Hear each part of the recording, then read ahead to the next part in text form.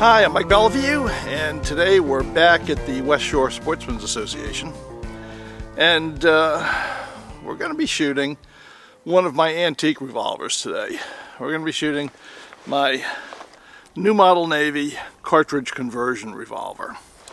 So the New Model Navy looks a lot like the Remington New Model Army that you've seen originals and reproductions of, but modern Remington Navies are actually made on the 44 caliber Army frame, and they just bore them to 36 caliber, right? The Navy caliber.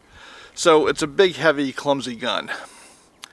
Actually, real Remingtons built the Navy on its own frame, which is a little bit smaller than the Army frame. And Remington had several frame sizes. So the Army had its own frame, the Navy had its own frame. The belt model, which is about my favorite Remington model, had a frame that was somewhat smaller than the Navy's frame, and that was another 36 caliber gun.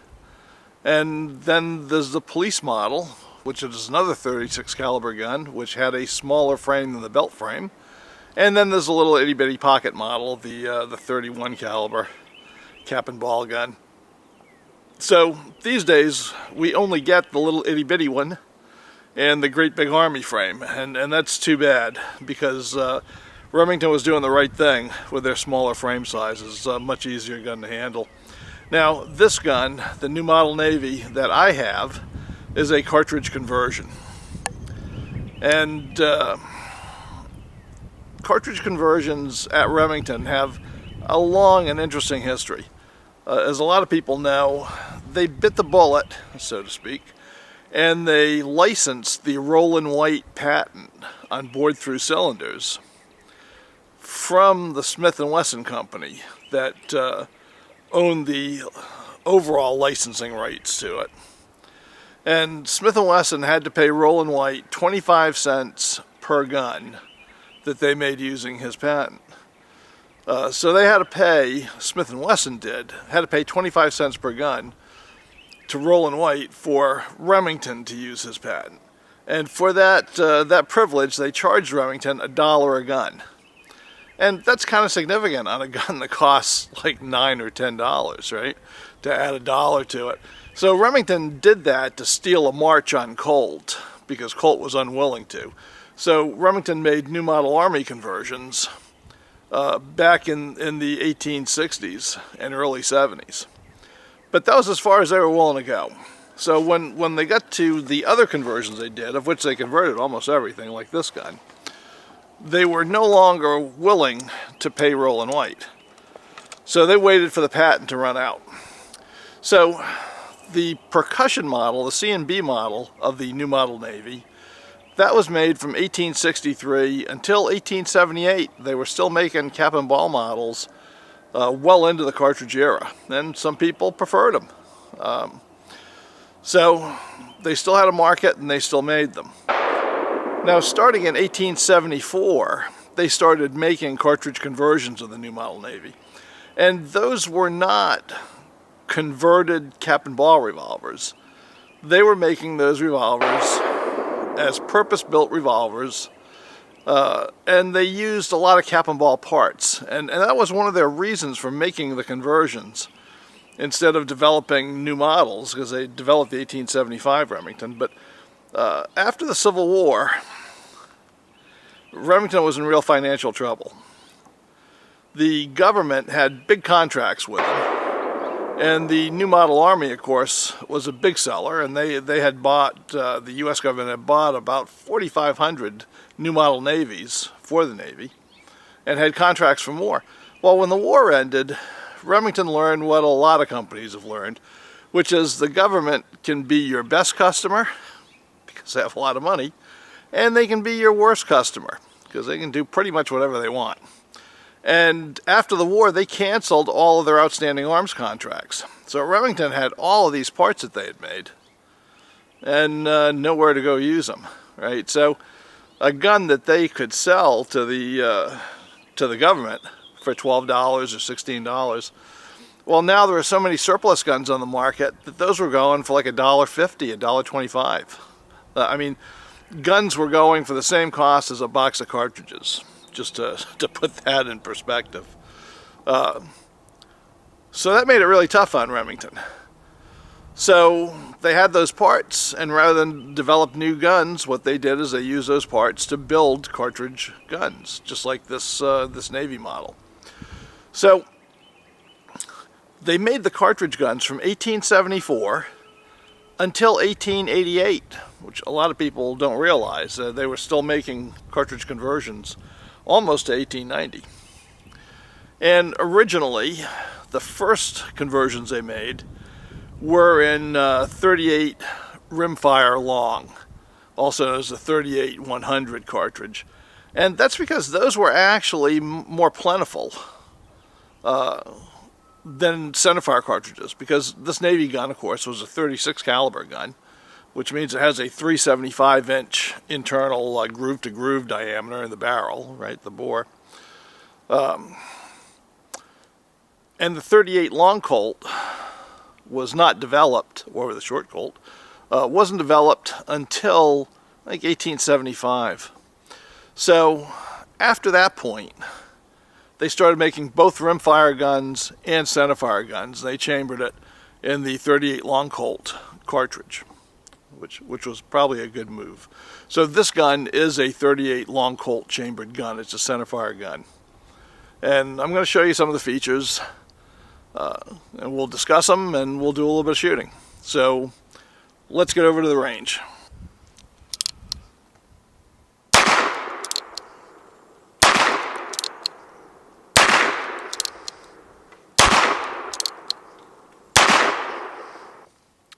Well, these new model Navy guns have some pretty interesting features on them. This is a centerfire version, and what they did is they basically recut the hammer and made a firing pin out of the hammer nose. So that worked out pretty good. Remington's had these really long hammer noses. So that's how it fires. This was the first gun they made with a loading gate. And the loading gate itself is pretty interesting because it has a spring-loaded detent right here. Spring-loaded pin that fits in a detent up in the conversion plate. So it's quite different from, say, the 1875 or the Colts. Now, this gun loads conventionally. Put it on half cock, and you fill the chambers. We'll be doing that in just a minute. But it's got some other neat features. It's got an ejector built into it, right? And that ejector is a rod. And you might think that this was just bent over on the end, but it's not. It was machined. So this whole thing was a big piece of bar stock that they machined into this rod, right? And it's captured by this notch in the loading lever, which also holds in the cylinder pin, just like on the cap and ball models. Right, so it's pretty neat. It definitely has the overall Navy looks. It's got a very thick conversion plate, and we'll show you some of the armies had much thinner plate. So the other really noticeable feature on it is it has no recoil shield back here. You know, that rounded area on the back of the revolvers. They machined that completely off. So like I said, this takes 38 Long Colt ammunition. I happen to have some of this, black powder substitute cartridges made by 10X Ammunition. They're not making this stuff anymore. I wish they were, because it's excellent. It's not loaded with real black powder. This is loaded with a proprietary formulation of 777. It's about 20% weaker than the 777 that you would buy over the counter, which is pretty zippy stuff. So 10X had them make a slightly weaker version that could be loaded in pistols and give the same velocity as the original black powder loads. So we're going to be loading it with some of these, and we're going to be loading it with my hand loads, and these have a hollow based bullet, right? So it's a 375 diameter bullet, or I should say it's a 357 diameter bullet, right? Just like a standard 38 or 357 Magnum, but it's got a hollow base, so it'll expand to grab that rifling. And that's the way that Colt solved that problem back in the 19th century. So I'm also going to load it with some of my hand loads. And I've got two varieties in here. So we're going to load it with 38 specials loaded with my own hand cast bullets. And I'm going to be loading it with 38 short Colt rounds that have errors gone heel based bullets on them. So we're gonna try the whole spectrum of ammunition with this. Okay, and first thing that we're gonna try will be the 10X stuff. So let me show you how these babies load up. As I said, this is a conventional single action revolver, which means put it on half cock, open the loading gate, and drop a cartridge in. I'll skip one, load 4 more. Oops, if I can get them out.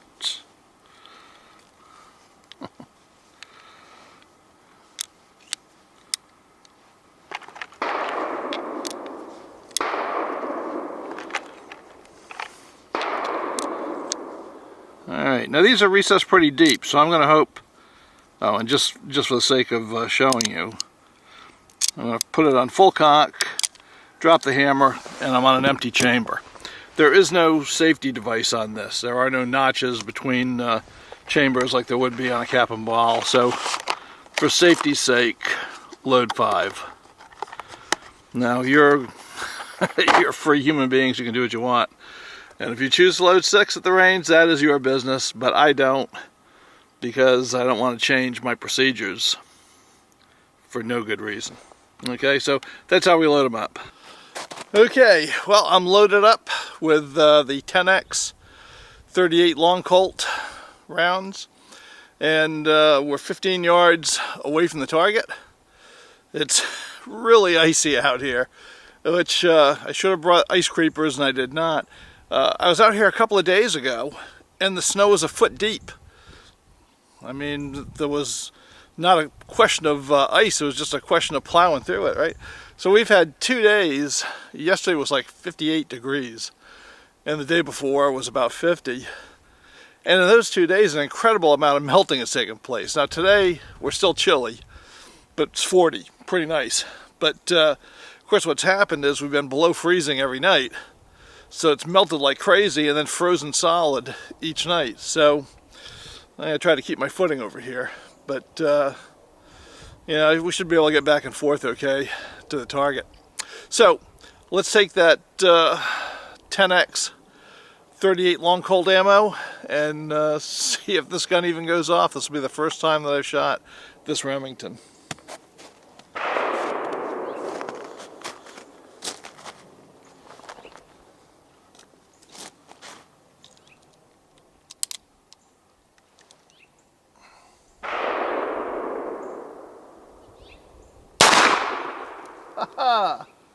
And it does go off.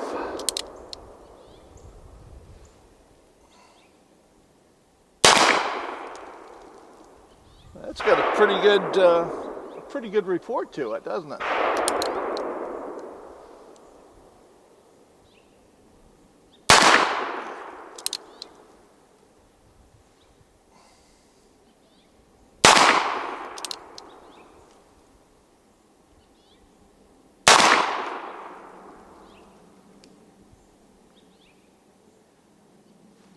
Well, let's see how we did. All right, here we are. All right, 5-inch group, nothing to write home about. Shooting about a foot high. I'm shooting a little bit to the left.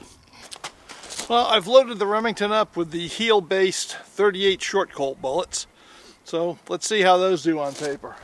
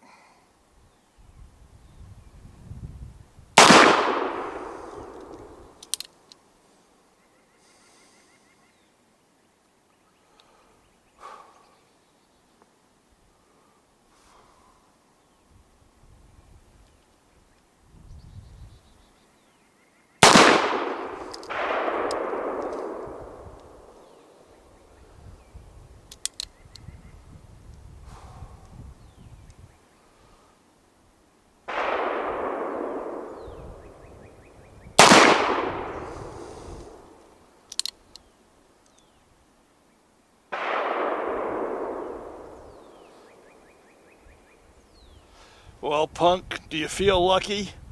Was that 5 or only 4? Because I can't remember. Let's see.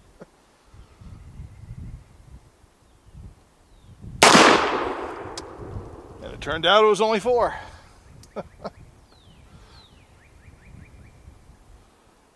Alright, well, let's go see how we did with the heel-based bullets. Okay, so we're about the same on the heel-based bullets as we were with the 10X hollow-based bullets. So, hold on for 1 second. Okay, so we're grouping in about the same place with the heel-based 38 short Colt bullets as we were with the 10X 38 Long Colt bullets with the hollow bases. I've got just about the same size group, a little bit bigger on the heel-based by about 1/4 of an inch. Well, I've got the Remington loaded up with my 38 special black powder hand loads with the hollow-based rapine bullets. So let's see how it does. I mean, it's been pretty consistent with the other 2 loads. We'll see if it stays consistent with this one.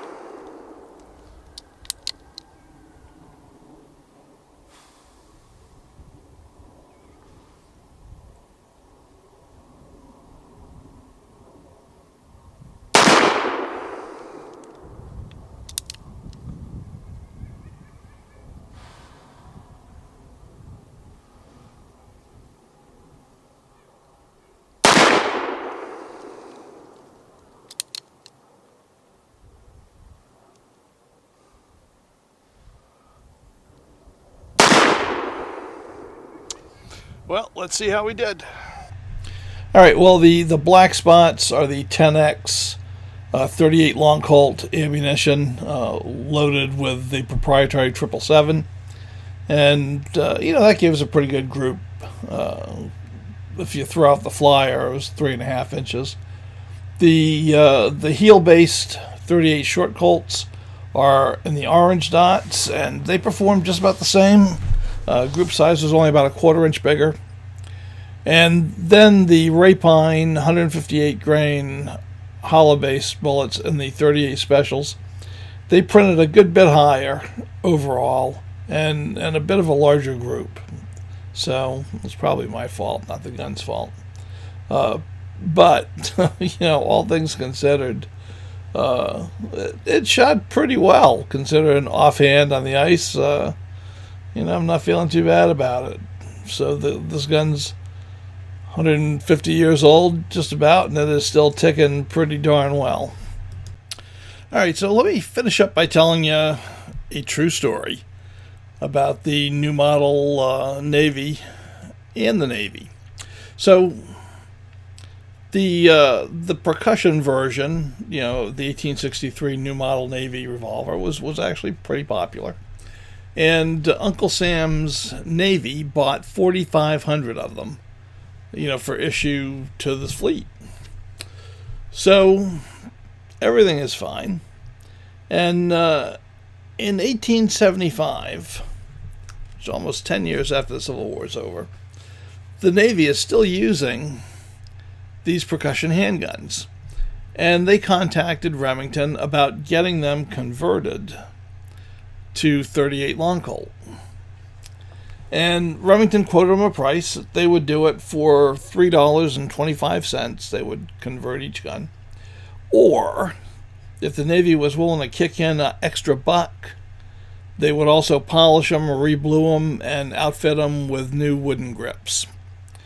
So the Navy said, hey, we can't pass up a deal like that. And they contracted with Remington to convert 1,000 of the C&B Colts to cartridges, which Remington did. And the Navy went away seemingly happy, right? Remington didn't hear anything from him for 10 years. So after 10 years, they start getting complaints from the Navy that the guns are fouling too heavily, and that after a few shots, you have to turn the cylinders by hand to get them to rotate. That's how badly they're gumming up, right? So Remington, to its credit, took a bunch of the guns back, and they tried a bunch of engineering fixes on them. And everything they did, sent it back to the Navy. Navy complained that it was still happening. And they just griped the heck out of them until they pulled it out of service a few years later. And I've always thought that's kind of curious. Now, I just shot this gun a bunch of times. And I was cleaning between each 5-shot string on target. But after that, I was plinking around. And sure, like all Remingtons, this starts to get gummy after about 15 shots. But, nothing excessive. And you got to wonder, why did the Navy wait 10 years to even complain about it? Right? I mean, did they not shoot them at all for 10 years? And then one day somebody said, hey, let's shoot these guns and see how they do. And, oh my God, they're awful. It's just highly doubtful, right? So I have my own suspicion about that. So my suspicion is that the Navy knew that Colt was working on what became the model 1889 Navy model, which was, a modern swing-out cylinder double-action revolver in .38 Long Colt. And they decided those Remingtons were starting to look like something out of the antique shop. And that they were just gonna bitch and complain until the Navy withdrew them from their ships and gave them the new guns as they came out. I think it was all just a ploy to get issued the new revolvers as soon as possible. And believe me, I worked in Navy supply for 30 years, and I can very easily see that happening. Things just don't change that much. So, anyway, that's the story of the Navy and the Remington cartridge conversions. Okay, that wraps up our look at the Remington new model Navy cartridge conversion revolver in .38 Long Colt. If you liked it, give it a thumbs up. It helps us come up in your queue. And if you're not a subscriber, well, we hope you'll subscribe. We'll get plenty more stuff like this coming up. The good weather's coming, and in probably about a month or so, I'll be able to get back in Duelist Den and be able to do more shooting on steel and some novelty targets. We'll just have some fun. So until next week, bye.